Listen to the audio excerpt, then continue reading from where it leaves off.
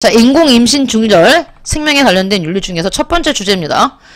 인공임신 중절, 너무 기니까 좀 줄일게요. 낙태라고. 낙태는 임신 중에 태아를 모체에서 인위적으로 분리하는 행위다. 여기까지는 이제 낙태에 대한 정의죠? 그러면 우리나라는 여기에 대해서 어떠한 얘기를 할지 한번 볼게요. 현재 우리나라 법적으로. 우리나라 형법에서는, 좋죠 여러분, 형법입니다. 이를 불법 행위로 금지하고 있어요. 법에 따라 다르죠? 그러나 그 다음 줄 치세요. 모자보건법에서는 제한적으로 허용 한계를 규정하고 있다. 법에 따라 다릅니다. 여러분 출생도요. 민법, 형법 다 달라요. 정의가. 사망도 마찬가지고. 형법에서는 불법 행위로 금지하지만 모자보건법에서는 제한적 허용 한계가 있어요. 여기 보면 모자보건법이란 모성의 생명과 건강을 보호하고 건전한 자녀의 출산과 양육을 도모함으로써 국민보건 향상에 이바지하는 목적은 법률이다. 안 쓰셔도 됩니다. 지금 이거 법과 정치하는 거 아니니까. 그러면 이 부분 볼게요. 제한적 허용 한계. 이거는 구체적으로 알아보셔야 됩니다. 우리 책에도 잘 나와 있어요. 여기 보세요. 형법과 모자보건법의 인공임신 중절 관련 조항. 형법 제269조는 부녀가 약물 기타 방법으로 낙태한 때에는 분명히 이거 아까 불법행위 했잖아. 1년 이하의 징역 또는 200만원 이하의 벌금에 처한다. 범죄라고 보는 거예요. 형법은 범죄의 유무를 다루는 법이기 때문에 유죄가 되는 겁니다. 유죄가. 자, 근데 모자보건법 제14조를 보면 의사는 다음 각호의 어느 하나에 해당되는 경우에만 본인과 좋죠. 본인과 배우자의 동의를 받아야 되고요. 동의를 받아 인공임신 중절을 할 수 있다. 1. 본인이나 배우자가 대통령령으로 정하는 좋죠. 우생학적 또는 유전학적 정신장애나 신체질환이 있는 경우. 그래서 내가 아이를 임신해서 출산을 하면 그 아이도 유전적으로 정신장애나 신체질환이 있을 게 거의 확실한 경우. 아니면 내가 그것과 상관없이 정신장애가 있어서 이 아이를 제대로 케어하거나 키울 수 없는 경우. 그 경우도 뭐 본인과 배우자의 뭘 받으면 동의를 받으면 할 수 있다는 얘기입니다. 두 번째, 본인이나 배우자가 대통령령으로 정하는 주체요. 전염성 질환이 있는 경우. 세 번째, 강간 또는 중강간에 의하여 임신된 경우. 네 번째, 법률상 혼인할 수 없는 혈족 또는 인척 간에 임신된 경우. 우리나라 법률상 혼인할 수 없는 혈족은 말 그대로 혈연 관계를 말하는 거고요. 인척은 혼인 관계에 의해서 만들어진 가족 관계를 말합니다. 그러면 혼인에 의한 가족 관계는 어떤 관계가 되겠습니까? 여러분 혈연이 아니라 혼인이니까 자, 남편과 아내는 혈연 관계가 아니죠. 근데 그 남편과 아내 사이에서 생긴 아이야 당연히 이건 혈족이 되는 건데, 그러면 자, 장인 장모, 장인어른 장모님, 그 다음에 시어머니 시아버님 뭡니까? 인척이죠. 혈연 관계 아니죠. 시아버지와 며느리 사이에서 태어난 아이라든지 이상 쓰지 마세요. 법률상 혼인할 수 없는 관계지. 자, 그런 관계 임신되는 경우 본인과 배우자의 동의를 받으면, 여러분 혹시 그 사건 기억나요? 아직도 지금 현재 진행 중인데 무슨 말 하는지 알죠? DNA 검사로는 분명히 그 A에 정말 이렇게 됩니다. 정말 이렇게 A가 있고요. B가 있잖아요. A와 B 사이에서 C의 딸이 태어났잖아요. 그럼 다시 또 누군가와 해서 이제 여기서 자녀가 나왔을 거 아닙니까? 이 자녀가 유전자 검사를 했을 때 1차, 2차, 3차 다 누구의 자식으로 나왔습니까?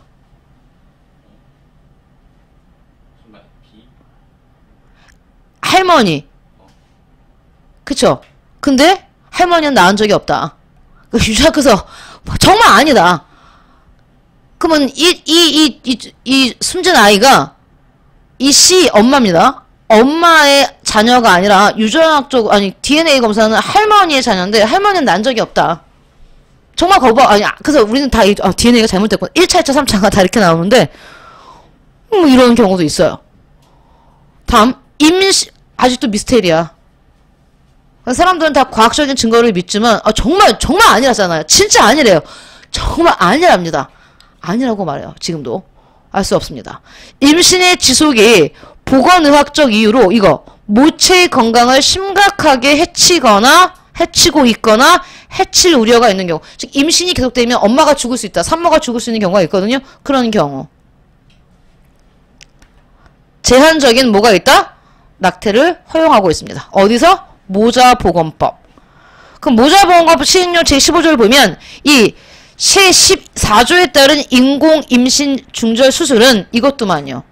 임신 24주일 이내인 사람만 할 수 있는 겁니다. 왜? 24주가 지나면 거의 온전한 생명체라고 보는 시각이 있기 때문에 그런 시각이 여기 들어있죠. 이 법에. 그래서 우리나라는 제한적 허용인 국가다 이렇게 표현합니다. 제한적 허용 국가다. 이 정도. 자, 그러면 일단 이 제한적인 허용 말고 아이 자체를 허용해야 한다에 대한 어떤 쟁점이 있는 겁니다. 쟁점.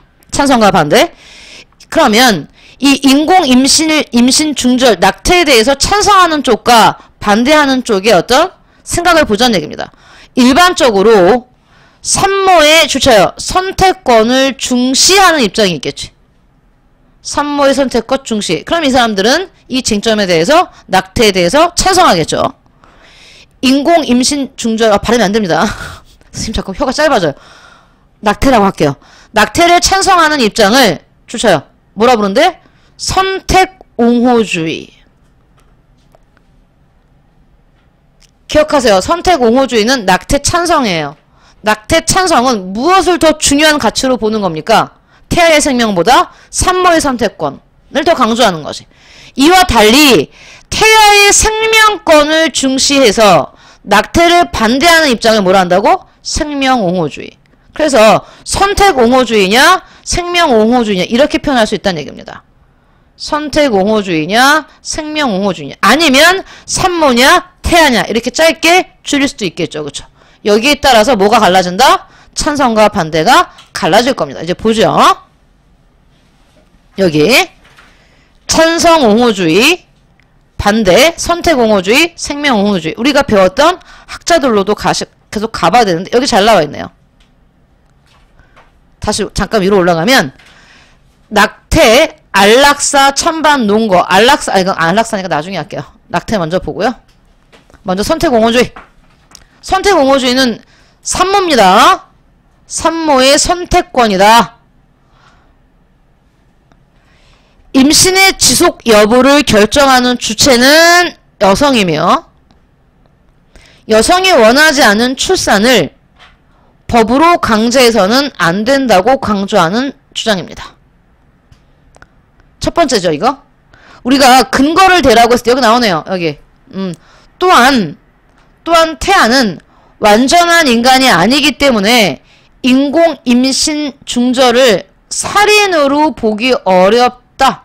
그럼 태아를 뭘로 보는 거야? 태아는 이퀄 완전한 인간이 아니다 이렇게 보는 거죠? 태아는 완전한 인간이 아니다. 이게 1번이라고 쓸게요. 이거 1번 여기 태아는 완전한 인간이 아니다가 2번 그 다음 인공 임신 중절이 불법인 현재 상황에서는 비위생적이고 위험한 환경에서 이게 세 번째 이유죠. 현재 상황에서 비위생적이고 위험한 환경에서 인공 임신 중절 수술이 행해질 수밖에 없다고 보고 인공 임신 중절의 합법화를 주장하는 선택옹호주의자들도 있다. 네, 맞아요. 선택옹호주의자들. 이 사람들은 낙태를 찬성하는데 이런 이유 때문에 찬성한다는 뜻입니다. 3번이죠. 낙태가 불법이기 때문에 낙태 현장이 어떻다? 위험하다는 뜻이야. 불법이니까 어때? 불법이면 항상 어디로 갑니까? 양지가 아니라 음지로 내려가지. 그치? 어두운 곳. 불법 수술.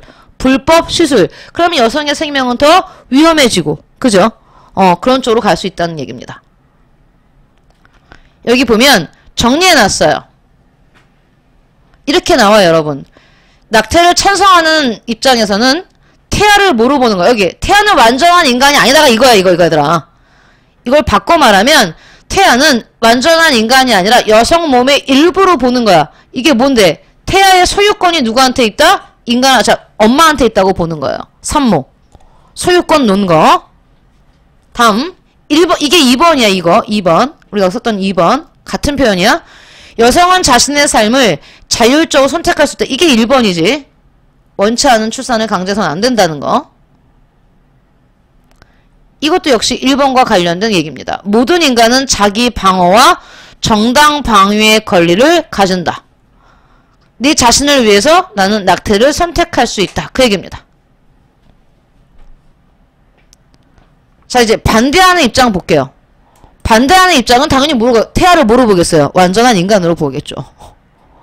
여성 몸의 일부가 아니라.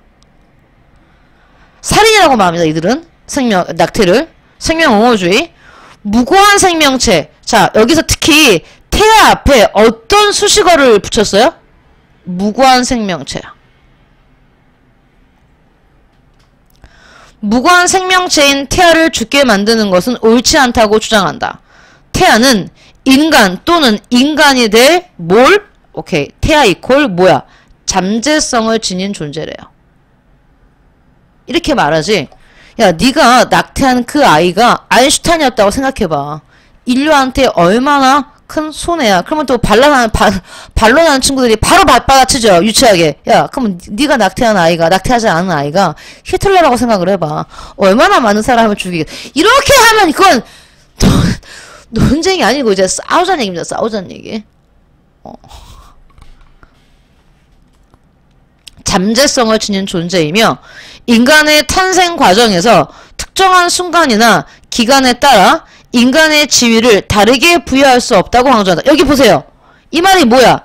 인간의 탄생 과정이나 특정한 순간이나 기간에 따라 인간의 지위를 다르게, 즉 태아는 생명이 만들어진 지 24주 이전에는 사람이 아니고 24후에 있는 사람이다. 말도 안 된다는 얘기야. 지금 19살인 너희는 인간의 권리가 있고 아직 뱃속에 있는 아이는 태아는 권리가 없다. 안 된다고. 차별하지 말라고 말하는 거야. 이 사람들의 주장은요.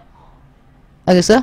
기간에 따라 특정한 순간이나 기간에 따라 지위를 다르게 부여할 수 없다. 그러니 뭐다? 태아도 성인과 똑같이 청소년과 똑같이 권리를 가진 인간이다. 이렇게 보는 거죠. 그리고 이런 낙태를 허용하는 사회가 될 경우 뭐래? 잠깐만. 여기 어디까지? 이게 1번이지. 여기까지 다 1번이에요. 그 다음 낙태를 허용하는 사회가 되면 뭐가 된대요? 생명을 경시하는 풍조가 더욱 심해질 수 있어. 여기 태아는 성인으로 발달할 잠재성을 갖고 있어. 잠재성 논 거. 잘못이 없는 인간, 태아를 몰라 무고한 인간으로 보는 거야? 무고한 인간은 신성불가침하다. 그럼 반대로 선생님, 죄가 있는 인간은 그럼요. 죄가 있는 인간은 처벌해도 된다는 얘기겠죠. 근데 태아는 죄가 없는 인간이라고 말을 하는 겁니다. 모든 인간의 생명은 존엄하다. 존엄성 논거. 여러분은 어떤 논거를 가지고 찬성할지 반대할지 혹은 평상시에 가지고 있는 생각이 있는지 생각해보세요. 자, 우리는 인공 임신 중절을 둘러싼 여러가지 찬반 논거들을 살펴봄으로써 여기에 대한 답은 없습니다. 뭐가 옳은지 그른지는. 각자의 생각이 지금도 논쟁 중이고 쟁점이라는 얘기니까요. 여러분은 어떻게 생각하시는지 여러분 각자 생각해 보시면 됩니다.